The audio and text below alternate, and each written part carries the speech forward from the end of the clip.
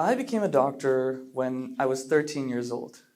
That's also when I bought my first home, became a published author, and experienced my first midlife crisis.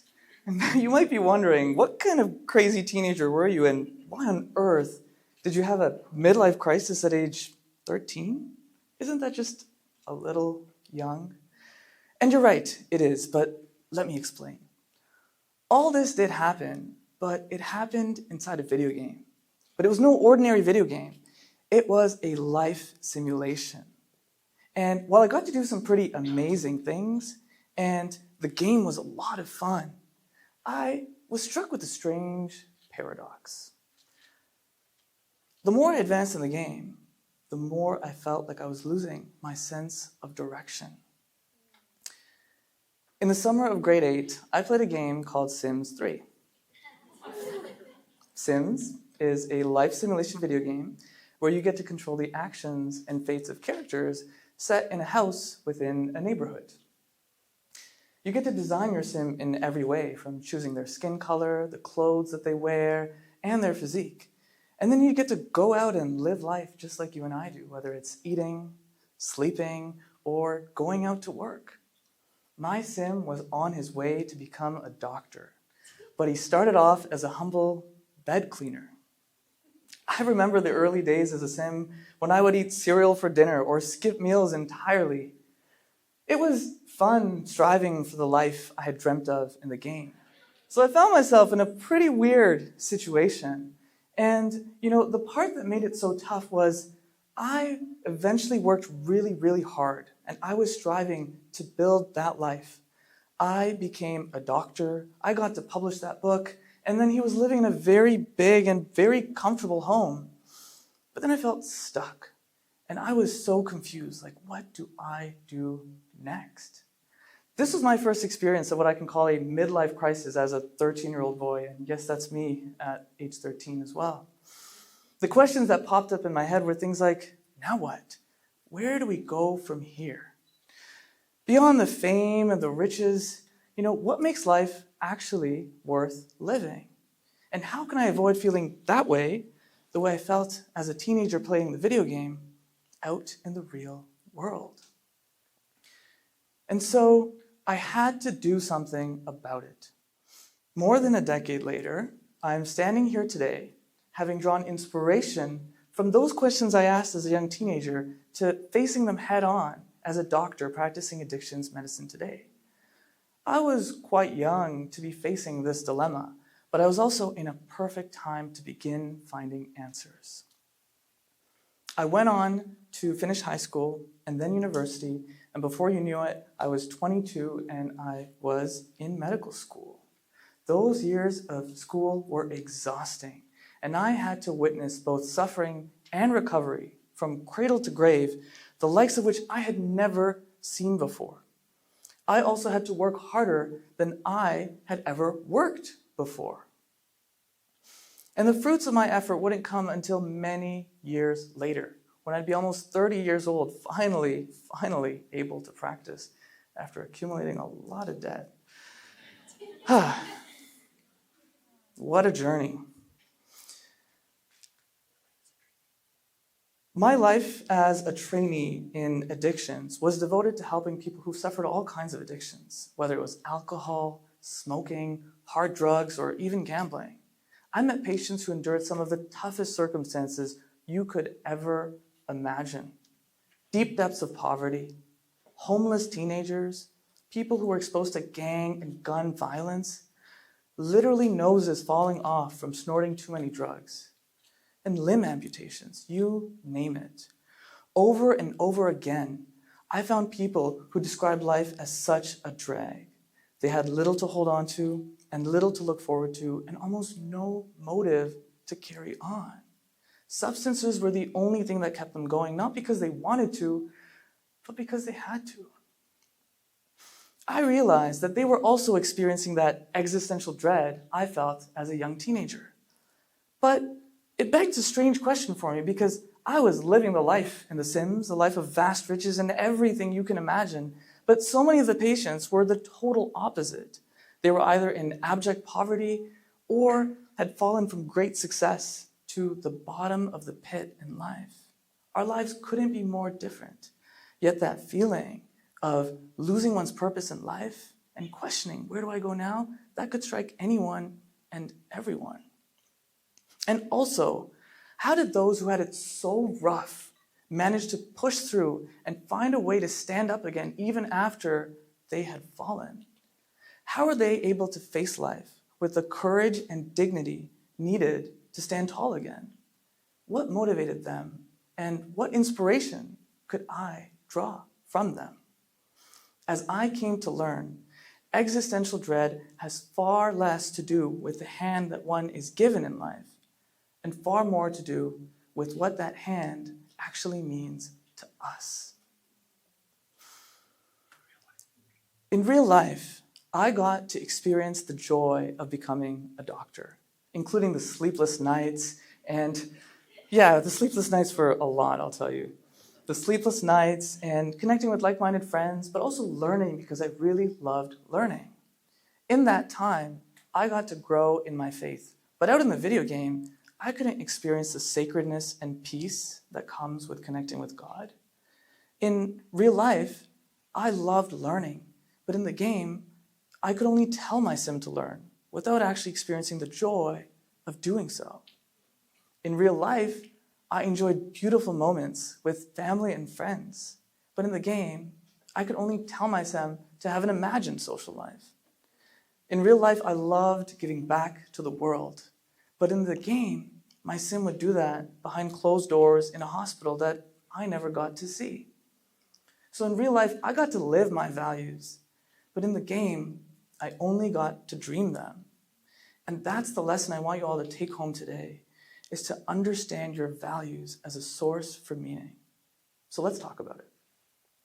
Now I have 2 vignettes of patient stories who I have modified just a little bit to protect their confidentiality, okay? And I've created fake names as well. So let's take the story of a young man we'll call Jose, who I met when he was 17 years old. He endured a childhood full of trauma, abuse, and neglect. He became homeless when he was only 15 years old, after being kicked out by his own mother. Can you imagine the pain of being a homeless teenager, calling the police, desperately seeking help, only to find that no one would come to rescue you? One thing led to another, and he bounced from shelter to shelter, was exposed to gang and gun violence, and he even spent some time in jail. He eventually ended up addicted to all kinds of drugs as a way to cope with the pain. He contemplated if life was even worth living countless times, and he even attempted to take his own life. I met him right after he almost died of an overdose. By then, he had hit rock bottom.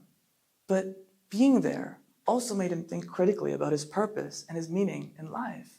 And that was a spark for his change, because he wanted to turn his life around. And his way of finding meaning and turning life around was through detoxing from all drugs, going back to finish high school. He was on his way to recovery. He even worked part-time and wanted to give back to the family that gave him another chance at life by adopting him.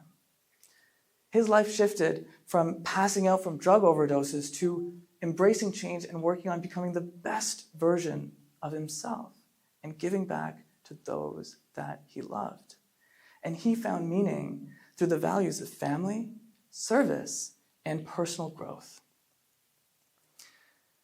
Now take the story of Aaron, a 45-year-old man who grew under a backbone of great privilege. He lived as an executive chef for most of his life.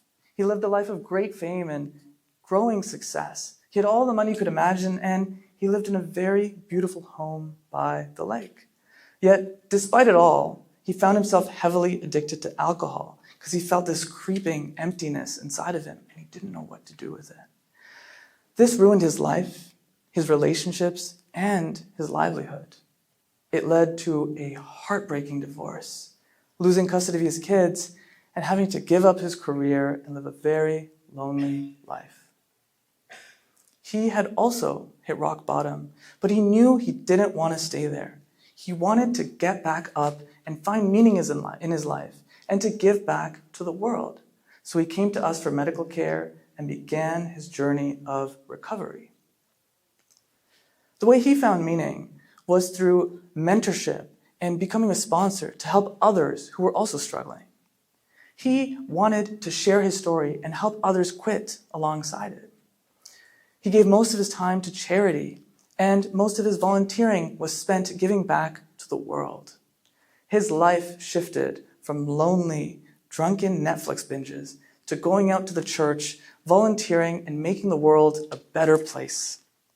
His journey to meaning was through embracing the values of community, mentorship, and charity. As I think about these stories, and as I think about my own teenage midlife crisis, a common theme emerges that no matter what walk of life someone comes from, that feeling of being stuck and losing purpose can strike anyone, and it's a very uncomfortable feeling to feel so lost and so trapped. But existential dread, it happens to a lot more of us than we realize, but it makes us ask some very important questions. Back when I was playing the game, I had a very clear purpose. I wanted to become successful. I wanted to advance in the game. But once I finally got to the end and did it all, it just vanished. That purpose just vanished. And I realized that it wasn't grounded by any values. And so that moment, I felt like a hamster, literally running on a wheel. And maybe you've had this moment in your life at some point as well, where you're just running on that wheel, but you don't really know, where am I going? I encourage you all to take a moment and look inward and ask yourself, instead of standing in this circle, how about I step out of it for a moment and look at the world beyond me? Look ahead of you, look behind you, look around you, and ask yourself, where do I wish to go? And what values will ground me in getting there? So the big question, how did I solve my midlife crisis as a 13-year-old boy? I'm sorry to say, I literally did not. But what I can tell you is that 2 years later in grade 10, we had a very important homework assignment that truly changed my life. For that assignment, we had to think about our values and write about them. And to this day, I remember the values that I wrote down: faith, family, and education. Those became the driving force for all that I would do. And I realized the only way to get out of that conundrum I was feeling in the game was to stop playing it and to go out into the real world. So I stopped playing and I started living. I want to end off today with a very simple exercise. And you guys are probably bored of this nap by now because I'm the third speaker to tell you to close your eyes. It'll take about 2 minutes, but why don't we all stand up for a moment, because it's been a long night and I think you all deserve a good stretch. Turn left, turn right. All my patients with low back pain, we always teach them the good exercises, tip down and touch your toes. And even though I'm 29, I can't get anywhere close to my toes, but that's okay. When you feel you've stretched it out, you can take a seat again.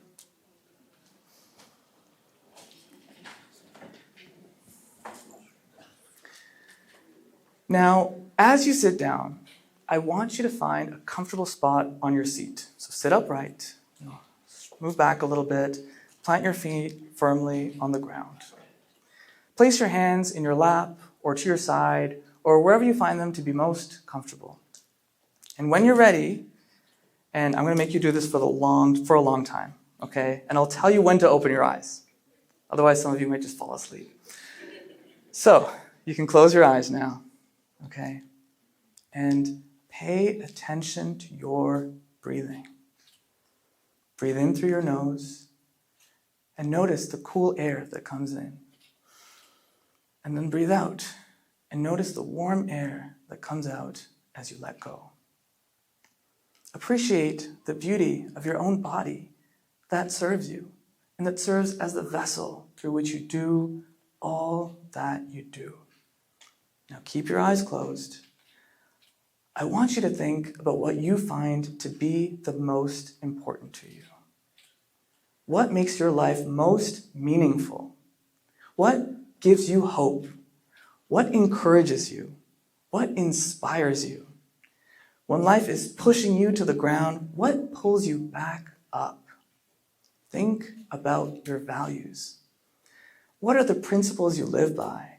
The things that set the stage for the kind of person you want to be, the kind of difference you want to make in the world, the things that you want to stand for. What holds you down to the ground? What anchors you when the storms of life try to pull you away? And what do you see as an extension of yourself? Is it courage? Is it love? Is it beauty? Is it creativity? Or how about compassion, or community, or friendship? If you really think hard about it, what would you say are your top 3? Again, what anchors you to the ground when the storms of life are pulling you away? And now, when you feel comfortable, and I hope you're not asleep, you can open your eyes. And as you open your eyes, I want you to ask yourself, how can I build my life around those anchors? That's the key question for us to ask, is how can I build my life around those anchors? Untether yourself from the video game of your own life and ask yourself, who is the one that's playing it? And how can I honor them best? How can you honor yourself best? I wanted to end off with the very simple words of Dr. Viktor Frankl, who was a pioneer in meaning-related research and therapy. He said that he who has a why can bear almost any how. And my simple message to you all today is to know your why and then pour your heart into the how to make it happen. Thank you.